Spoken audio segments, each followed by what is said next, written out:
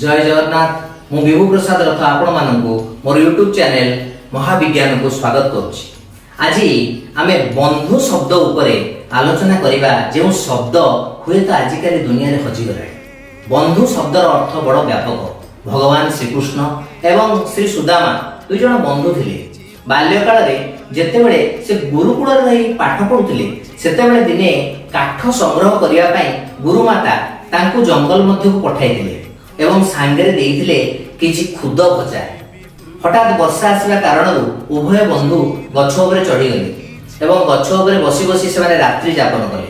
जेतेबेले रात्रि जापन कले सेतेबेले सुदामा को प्रबल क्षुधा लागिला एवं सुदामा कोन कले से खुद भजा खाइबा आरंभ कले। तो भगवान तांकोटु किछि स्थान तଳରେ बसथिले। तो भगवान कहले बंधु तमे से खुद भजा खाउछो कि मते मध्य प्रबल भोक होउछि, मते किछि खुद भजा दियो। तो सुदामा कहले ना बंधु वर्षा रे तिंती जाई मोर दांत ठक ठक हेकी बाजुची, मते प्रबल शीत होउची, सेति पे एपर शब्द होउची, मु खाउ नै।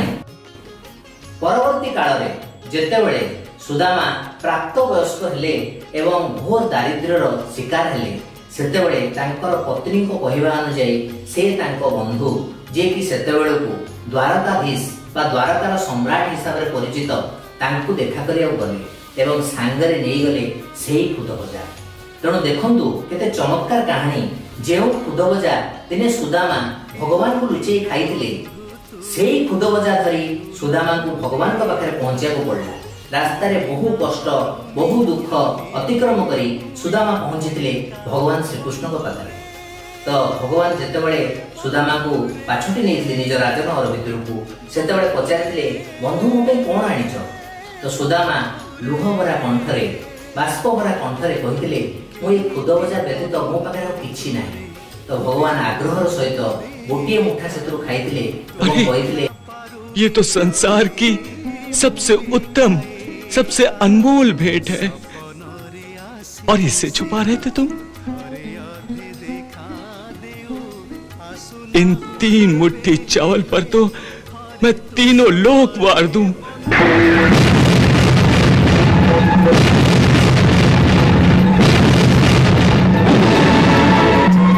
भगवान सेतु गोटिए मुठा खाई कहिथिले कि अपूर्व स्वाद। तो आउ गोटिए मुठा खाइबा पई भगवान जेतबे हाथ बढ़ाइथिले सेतेबेले तांकर धर्मपत्नी रानी रुक्मिणी तांका हाथ को धरि दिथिले एवं कहिथिले जे गोटिए मुठा तमे बंधु मोटारो खाइचो से गोटिए मुठार मूल्य प्रथमे दियो तापरे आउ गोटिए मुठा ग्रहण करिवो। कारण से गोटिए मुठार मूल्य देबा पई तुम पाखरे हुए तो सेतिकी संपत्ति नाही। ए हेउची बंधुता, ए हेउचंती बंधु, ए हेउची बंधुतार बंधुत्वर मूल्य।